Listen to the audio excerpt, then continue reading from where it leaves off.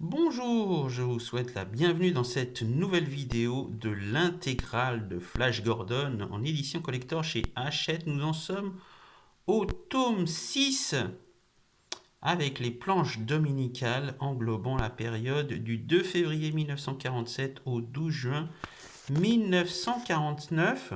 Alors on peut dire que c'est une première avec cet album parce qu'à partir de maintenant, c'est uniquement de l'inédit. Il n'a jamais été publié en France.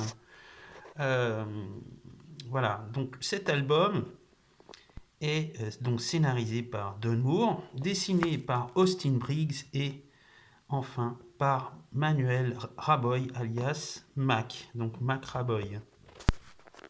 Voilà, comme les autres volumes. Donc nous avons la couverture dorée, avec la frange de collection et au dos, présentation sommaire de la série. Ce tome 6 est toujours vendu au prix de 13,99 € et nous avons un total de 135 pages et elles sont composées de 6 histoires. Voilà pour la page de garde. C'est toujours aussi magnifiquement présenté. Alors nous avons un dossier sur Flash Gordon sur les ondes, puisque le personnage a eu droit à des épisodes à la radio. Nous avons aussi un aperçu des séries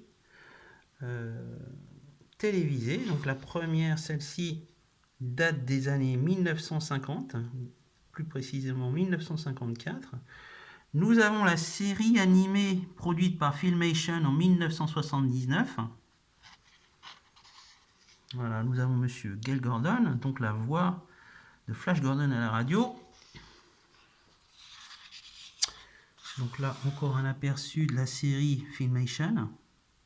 Nous avons ensuite, dans les années 80, Defenders of the Earth, regroupant d'autres personnages accompagnant Flash Gordon. Nous avons le fantôme, Mandrake le magicien.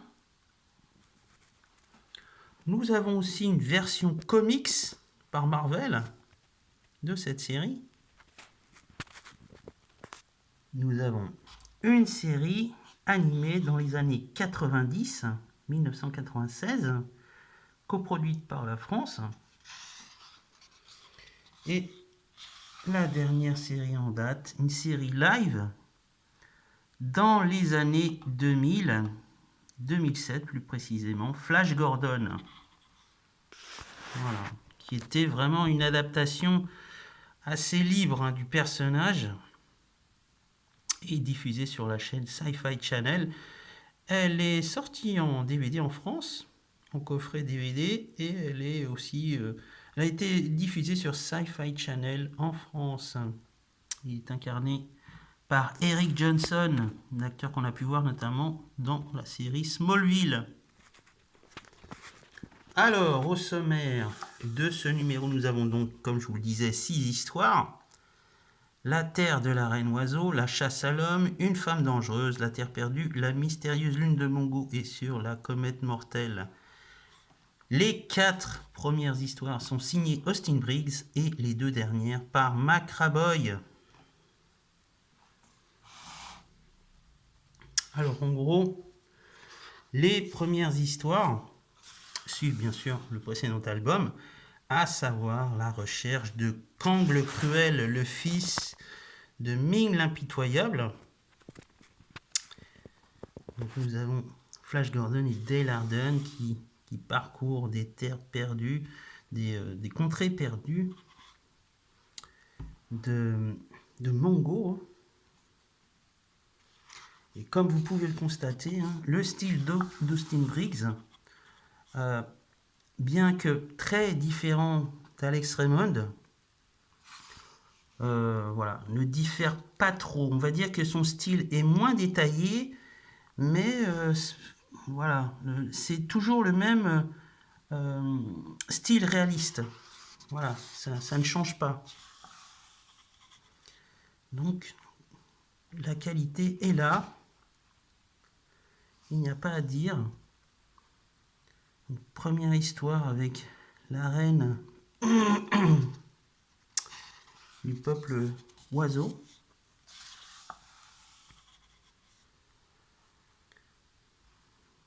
Il y a toujours beaucoup de rebondissements, d'actions. Là-dessus, ça ne change pas beaucoup. Hein. Ça reste quand même d'un excellent niveau. Quoi qu'on en dise, je sais que beaucoup de personnes ont critiqué le style d'Austin Briggs. Pour ma part, je le trouve vraiment excellent. Voilà. Et je persiste et signe. Tant pis si on critique ma façon de voir les choses. Mais je pense sincèrement que ce dessinateur a beaucoup de talent. Enfin, a eu beaucoup de talent. Il nous a malheureusement quitté.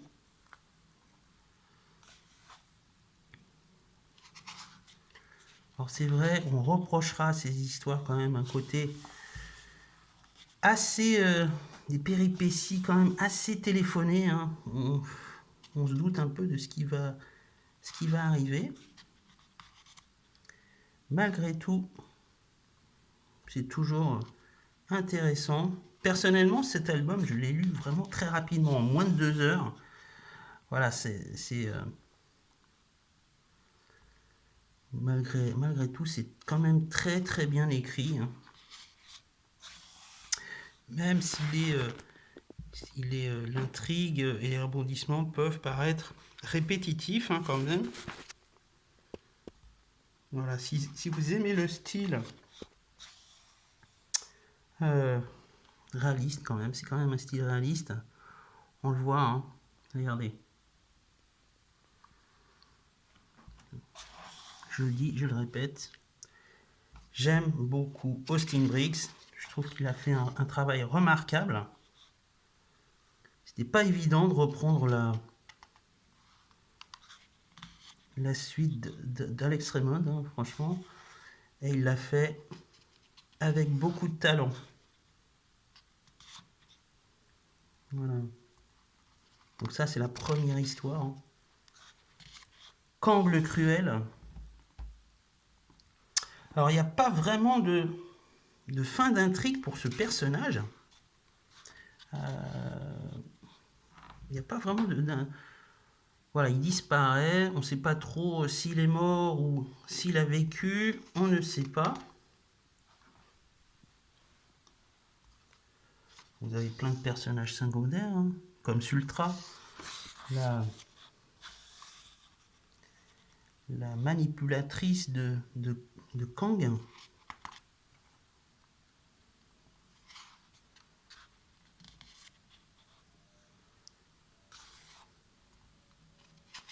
Regardez, vraiment. Alors, s'il y a un dessinateur que je pourrais rapprocher d'Austin Briggs, je pense que ce serait Al Williamson. Voilà, davantage que de Alex Raymond. Al Williamson, un dessinateur qui a notamment travaillé pour Marvel Comics. Je pense au travail qu'il avait fait sur Star Wars.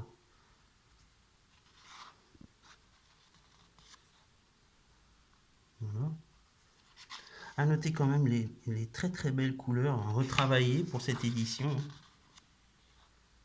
Regardez, beaucoup de jeux de lumière. Hein. Ça, c'est vraiment le style d'Al Williamson. Voilà.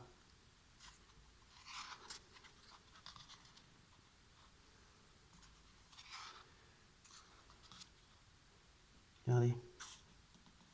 Vraiment, c'est superbe. Personnellement, j'aime beaucoup. On va faire un plan large sur les 2 pages. Voilà. Après, on a une histoire qui se passe sur une contrée intitulée La Terre perdue. Voilà, en fait, c'est une contrée totalement ignorée des autres habitants de Mongo, puisqu'elle est cachée par un brouillard. Et il y a toutes sortes de créatures incroyables qui y vivent, comme des hommes loups. Voilà, c'est dirigé par le roi, comment il s'appelle? Il s'appelle Justo, voilà, le roi Justo. Et bien sûr, il y a encore des histoires avec des jeunes femmes qui tombent amoureuses de Flash Gordon, qui veut l'épouser et qui font du chantage, en veux-tu, en voilà, avec Dale Arden, qui n'en peut plus. Ça c'est vraiment, on va dire la partie lourde. Pour moi, c'est un peu lourd et ça a tendance à revenir à chaque fois. C'est le gros défaut des scénarios de Don Moore, je trouve. Parce qu'en dehors de ça, j'aime bien ces intrigues. Il y a pas mal d'aventures, il y a pas mal d'actions, mais bon, ça tourne un peu en rond. Sincèrement, ça tourne un peu rond. Et on va voir qu'avec le dessinateur suivant, McRaboy, ça va totalement changer. Vous allez voir, ça n'a absolument plus rien à voir.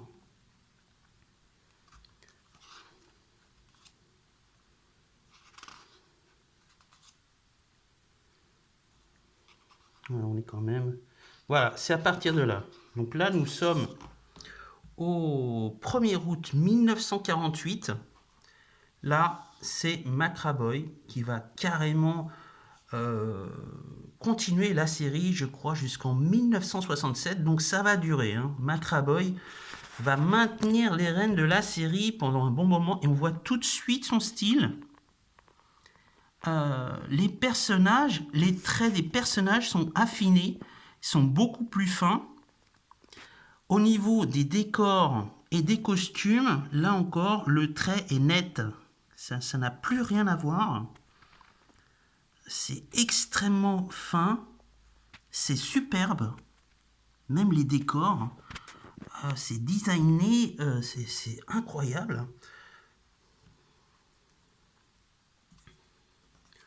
Donc en fait, vous avez une première histoire où vous avez un habitant d'une lune inexplorée vient demander de l'aide à Flash Gordon pour combattre deux tyrans. Il s'agit de Rudo et sa sœur Lura. Les voilà.